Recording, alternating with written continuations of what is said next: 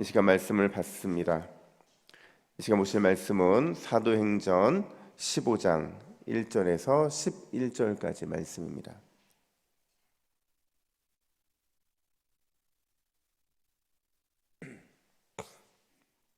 신약성경 212면에 있는 사도행전 15장 1절에서 11절까지 문제 해결의 원칙이라는 제목으로 오늘 말씀을 받겠습니다. 1절부터 11절까지 교독합니다. 어떤 사람들이 유대로부터 내려와서 형제들을 가르치되 너희가 모세의 법대로 할례를 받지 아니하면 능히 구원을 얻지 못하리라 하니 바울 및 바나바와 그들 사이에 적지 아니한 다툼과 변론이 일어난지라. 형제들이 이 문제에 대하여 바울과 바나바와 및 그 중에 몇 사람을 예루살렘에 있는 사도와 장로들에게 보내기로 작정하니라. 그들이 교회의 전송을 받고 베니게와 사마리아로 다니며 이방인들이 죽게 돌아온 일을 말하며 형제들을 다 크게 기쁘게 하더라. 예루살렘에 이르러 교회와 사도와 장로들에게 영접을 받고 하나님이 자기들과 함께 계셔 행하신 모든 일을 말하매 바리새파 중에 어떤 믿는 사람들이 일어나 말하되 이방인에게 할례를 행하고 모세의 율법을 지키라 명하는 것이 마땅하다 하니라. 사도와 장로들이 이 일을 논의하러 모여 많은 변론이 있은 후에 베드로가 일어나 말하되 형제들아 너희도 알거니와 하나님의 이방인들로 내 입에서 복음의 말씀을 들어 믿게 하시려고 오래전부터 너희 가운데서 나를 택하시고 또 마음을 아시는 하나님이 우리 개와 함께 우리 같이 그들에게도 성령을 주어 증언하시고 믿음으로 그들의 마음을 깨끗이 하사 그들이나 우리나 차별하지 아니하셨느니라. 그런데 지금 너희가 어찌하여 하나님을 시험하여 우리 조상과 우리도 능히 매지 못했던 멍에를 제자들의 목에 두려느냐. 함께 읽습니다. 그러나 우리는 그들이 우리와 동일하게 주 예수의 은혜로 구원받는 줄을 믿노라 하니라. 아멘. 여러분, 질문 하나 드려볼까요? 사람과 교회 중에서 어떤 게 더 안 변할까요?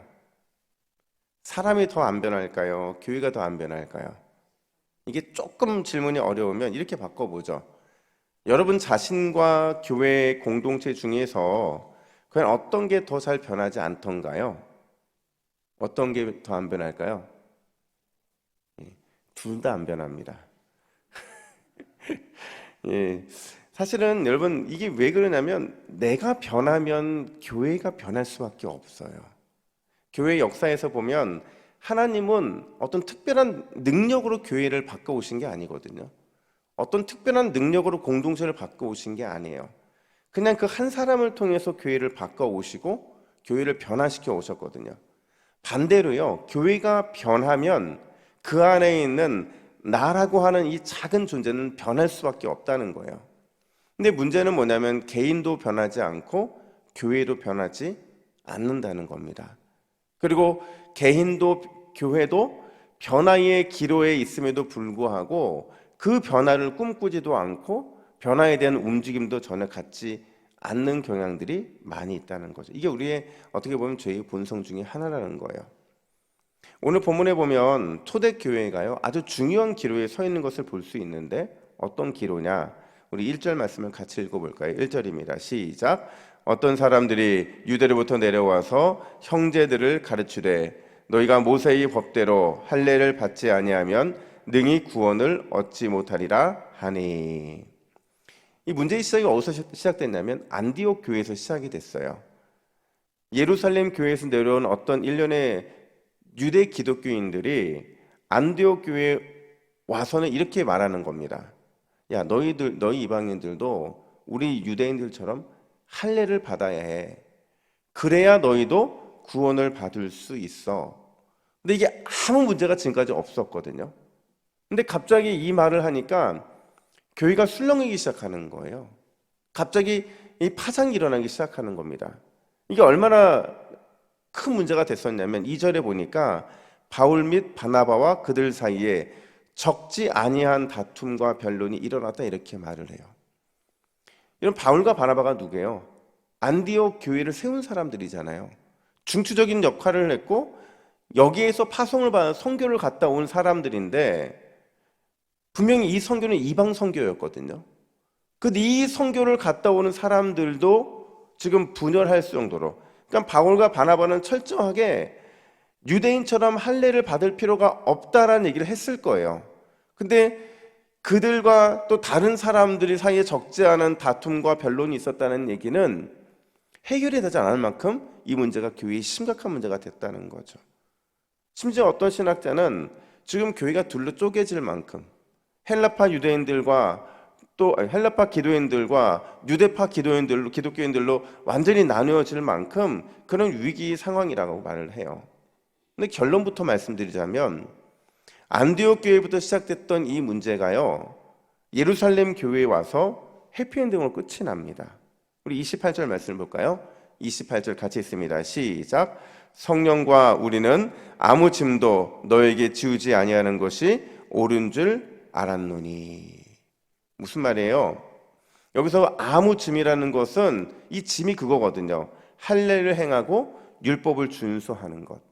할례를 행하고 율법을 준수하는 것, 이게 짐이라는 건데 아무 짐도 지우게 하지 말자는 건 뭐냐면 구원받은 이방인들에게 할례와 같은 율법은 무거운 짐이라는 거예요. 그리고 이 무거운 짐이 구원에는 절대 필요하지 않다, 지금 이 얘기를 하고 있는 거예요.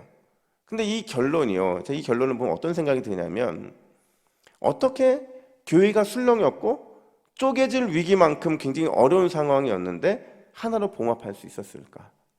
어떻게 해피엔딩으로 끝날 수 있었을까 하는 것을, 근데 그 관점이 오늘 보면 굉장히 중요하다는 겁니다. 여러분, 교회가 술렁였죠. 교회를 세운 바나바와 바울조차도 이 문제를 해결할 수 있는 그런 만큼의 상황이 아니었어요. 그러니까 예루살렘 교회까지 갔겠죠. 쪼개질 수도 있는 위급한 문제였는데 어떻게 이렇게 잘 봉합될 수 있었느냐 하는 겁니다. 이 말은 바꿔 말하면 교회가 문제를 만났을 때 어떻게 그 문제를 해결해야 하는가에 대해서 중요한 교훈을 주고 있다는 거예요.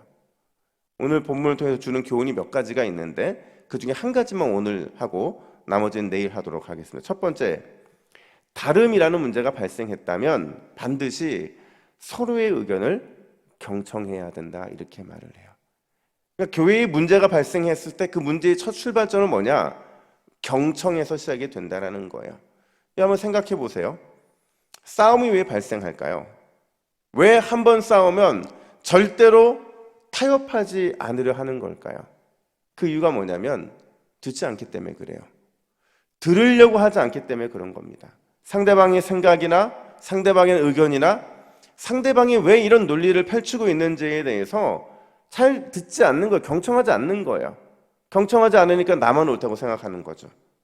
초지일관 나만 옳다고 주장을 하는데 어떻게 문제 해결될 수 있겠냐는 거죠. 근데 오늘 본문을 보면 분명히 잘못된 의견이거든요. 그럼에도 불구하고 안디옥 교회는 물론이고 예루살렘 교회까지 서로의 의견을 경청하는 모습을 보게 돼요. 이거는 교회 기독교인들 안에서 파가 나뉘어졌던 문제였지만 모두가 다 경청을 했다는 얘기예요. 2절 중반절을 보면 이렇게 말해요. 제가 좀 전에 읽었던 본문이었는데 적지 아니하는 다툼과 변론이 일어났다. 여러분, 다툼과 변론은 원문 그대로 번역하면 논쟁과 토론입니다. 논쟁과 토론. 여러분, 바나바와 바울이 누구예요? 바나바는 레위 사람이잖아요. 레위 사람이라는 건 그만큼 율법을 잘 아는 사람이라는 거예요. 접했다는 거죠. 바울은요, 바리새파 중에서도 특별한 바리새파인이었잖아요. 율법에 대해서는 아마 대가였을 겁니다. 그런 그들이 성령의 역사가 이방인들에게 구원을 임했음을 봤잖아요. 성령을 통해서 그들이 구원을 임하는 큰 역사가 일어나는 것을 그들이 봤잖아요. 그러니까 그들은 이미 경험도 있고 지식도 있는 사람들이었는데 굳이 이런 잘못된 사람들 의견을 경청할 이유가 없었거든요. 권위를 누르든지 힘으로 누를 수 있었는데 그들은 경청했다는 거죠. 또 이 문제가 예루살렘 교회까지 상고가 돼요. 그때 예루살렘 교회 안에 있었던 바리새파 기독교인들이 아니나 다를까 이 문제가 발생하니까 자기 의견을 주장을 합니다. 뭐라고 주장을 하냐면 5절 보니까 이방인들도 할례를 행하고 모세의 율법을 지켜야만 구원을 받을 수 있다 이렇게 말을 해요. 근데 중요한 건 이 말을 하고 나서 그 다음 사도들과 장로들과 교회 성도들의 태도인데 우리 6절부터 7절 상반절까지 화면 보시고 우리 같이 읽습니다. 시작. 사도와 장로들이 이 일을 논의하려 모여 많은 변론이 있은 후에, 여러분 보이세요? 의논했대요. 그리고 많은 변론을 했다 이렇게 말을 해요. 예루살렘 교회 역시도 성령이 이방인에게 임하는 걸 이미 보고 받아서 알고 있었어요. 다시 앞쪽으로 가지 않아도 그들이 믿고 놀랬고 하나님께 영광을 올려드렸다 그렇게 말하고 있거든요. 그러니까 바리새파 기독교인 주장들 터무니없다는 걸 알고 있었어요.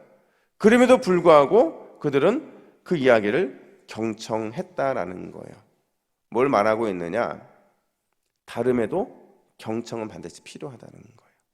다름에도 상대방의 얘기를 들어야 된다는 거죠. 마음을 열고 상대방의 의견을 들어야 한다는 거예요. 그래서 제가 생각을 해봤어요. 이 말이 도대체 어떤 의미일까? 이 말이 도대체 어떤 의미일까? 초대교회가 과연 어떻게 경청하는 모습을 보였을까? 아마 여러분 여기 지금 본문에서는 분명히 설명하고 있지는 않지만 서로의 의견을 들었다는 게 그냥 그렇게 듣는 것으로 끝냈다, 조율했다 이런 의미가 아닐 겁니다. 왜냐하면 우리는 그렇게 조율이 되는 사람들이 아니에요. 아무리 옳은 얘기를 해도 아무리 좋은 얘기를 해도 내 뜻이 맞다고 확실해지면 절대로 조율이 되지 않습니다. 그럼 초대교회 성도들이 어떻게 조율을 했을까? 토론했겠죠. 하다가 말이 통하지 않을 때는 기도했을 겁니다. 또 토론 중에 말이 막힐 때는 함께 기도했을 거예요. 기도하고 토론하고 막히면 기도하고 이런 과정들을 통해서 결국에는 오늘 본문과 같은 좋은 결과를 도출할 수 있었을 거라는 거죠. 그걸 어떻게 알 수 있느냐? 26절 보세요. 26절 보면 만장일치로 결정했다 이렇게 말을 해요. 이런 만장일치가 쉽습니까? 불가능해요. 여러분 지금 총회가 진행될 텐데 보통 이렇게 교회에서 리더를 뽑거나 아니면 임원들을 뽑을 때 생각해 보세요. 남전도회, 여전도회 이런 임원을 뽑을 때 만장일치가 됩니까? 절대 안 됩니다. 물론 이게 봉사직은 만장일치가 돼요. 몰아주게 하니까. 근데 일반적으로 이렇게 뭔가 좋은 자리, 좋은 칭찬 이런 일 할 때는 만장일치가 거의 불가능합니다. 왜냐하면 사람들이 그런 존재들이기 때문에 그래요. 우리는 늘 이 죄의 본성, 육체의 본성을 따르는 사람들이기 때문에 나의 의견을 꺾을 수가 없다는 거죠. 그러니까 여기서 만장일치 결정했다는 건 뭐냐면 기도해서 성령의 역사가 일어났다는 것을 말을 하는 거예요. 그러니까 기도 없이는 성령의 역사 없이는 우리의 죄의 본성을 거스를 수 없기 때문에 그렇다는 거죠. 라브리 공동체라는 곳을 세운 우리 프란시스 셰퍼 목사님이 이렇게 말을 해요. 뭐라고 말을 하냐면 믿음의 세계에는 용장도 졸장부도 없다 이렇게 말을 합니다. 믿음의 세계에는 용장도 졸장부도 없대요. 이 말은 무슨 얘기냐면 하나님의 말씀을 듣고 온전히 신뢰하고 또 그분의 손에 붙잡힌 사람은 용장이 된다는 거예요. 하지만 나만 옳다고 주장하고 하나님의 말씀과 권면을 뿌리치고 사는 사람은 결국 졸장부가 될 수밖에 없다 이 얘기를 하는 겁니다. 그러니까 영적인 믿음의 세계에 용장도 없고 졸장부도 없다는 얘기는 우리가 끊임없이 용장이 되기 위해서 듣고 신뢰하고 그분의 손에 붙잡히는 그런 태도가 중요하다 이렇게 말하고 있는 거예요. 그렇다고 한다면 여러분들은 용장입니까? 아니면 졸장부입니까? 오늘 이 새벽에 하나님께 먼저 귀를 기울이는 기도의 용장들이 되기를 간절히 축복합니다. 더불어서 상대방의 의견에도 귀를 기울일 줄 아는 믿음의 용장이 되어야 해요. 여러분 이게 어디서부터 시작이 되는 줄 아세요? 가정에서부터 시작이 되어야 됩니다. 남편의 말에 아내의 말에 먼저 귀를 기울이고 자녀들의 말에 귀를 기울여줘야 돼요. 이게 또 어디서 시작되는 줄 아세요? 여러분 속해 있는 공동체에서 다른 사람들의 말에 기울여 주셔야 돼요. 여러분이 아무리 믿음이 좋다 하더라도 그 믿음은 들음을 통해서 시작된다는 사실을 기억을 해야 됩니다. 여러분 가정과 교회에서 갈등과 문제가 발생하고 어려움이 생겼다고 한다면 경청하세요. 그리고 기도하세요. 또 경청하고 또 기도하면 반드시 은혜로 이 모든 문제가 해결되게 될 줄로 믿습니다. 오늘 새벽에 이렇게 기도합시다. 우리 화면 보시고 기도의 제목을 같이 읽겠습니다. 시작. 주여, 들을 수 있는 귀를 열어 주옵소서. 하나님께 귀를 기울이고 상대방의 의견에 경청함으로 믿음의 용장, 기도의 용장, 믿음의 용장으로 살아가게 하옵소서. 할렐루야. 우리 이렇게 기도하는 저 여러분 되기를 간절히 축복합니다. 기도하겠습니다. 하나님 아버지, 안디옥교회와 예루살렘 교회가 큰 어려움을 당했지만 그 어려움의 기로에서 먼저 들음으로 인해서, 서로 들음으로 인해서 이 문제의 해결점을 보게 되었습니다. 하나님, 우리도 듣는 귀를 허락하여 주시고 말하기 전에 먼저 듣고 들음으로 인해서 우리가 조율할 수 있는 넉넉한 마음과 넉넉한 믿음을 우리에게 허락하여 주시옵소서. 하나님, 우리가 귀를 기울일 때 문제의 해결점은 반드시 나타날 줄로 믿습니다. 늘 듣고 기도하고 듣고 기도하며 주 앞에 나아가는 기도의 용장, 믿음의 용장이 되는 이 새벽이 되게 하여 주시옵소서. 감사드리며 예수님의 이름으로 기도하옵나이다. 아멘.